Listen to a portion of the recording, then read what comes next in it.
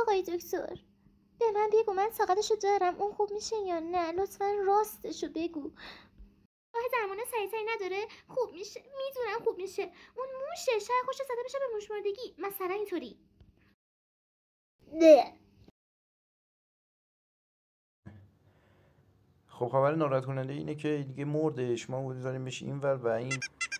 یعنی میگی به همین راحتی مرد؟ وای نه خیلی حیوان خوبی بود برام. تقصیر تو بیورزه.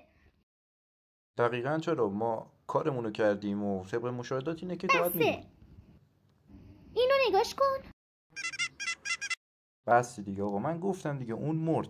اون الان اگه میخوای بیاره ببرش، اینم حیوان خونگی خوبیه به نظرم. اما اونو که دیگه نمیتونی ببری چون دیگه مرده و قرار دیگه. آقا من الان یه سوال داشتم، من الان اینجا کشف جونم، من چه میخوام الان؟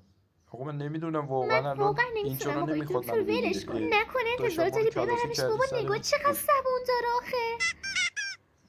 خیلی خری. وای اینو من ببرم با این صداش لعنتی و ببین آخه. من واقعا نمیدونم حالا بیا عزیزم. این چیه بابا. نه آقا اینو باید ببریش، نمیتونم، من رشوه قبول نمیکنم، باید ببریش. من هیچ چون و چرایی هم قبول نمیکنم و دیگه کلا خودم هم از دستش کلافه شدم، باید اینو بدم به یکی که ببره. بابا من بچه سرایی بودم مگه؟ بابا من و تویی که تویی بابا، من از دستت کلافه شدم، واقعا دیگه نمیکشم تو اینجا باشی. بابا ببرتش دیگه، واقعا خیلی حیوان خونگی خوبیه. لطفا بس کن.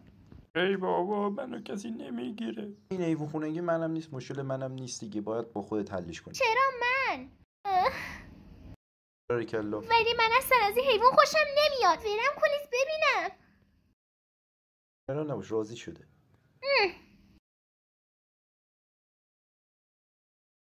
اوه خوب لذت ببر.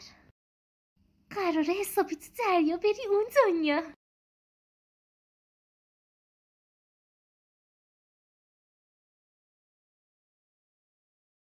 وای وای خوش بگذره.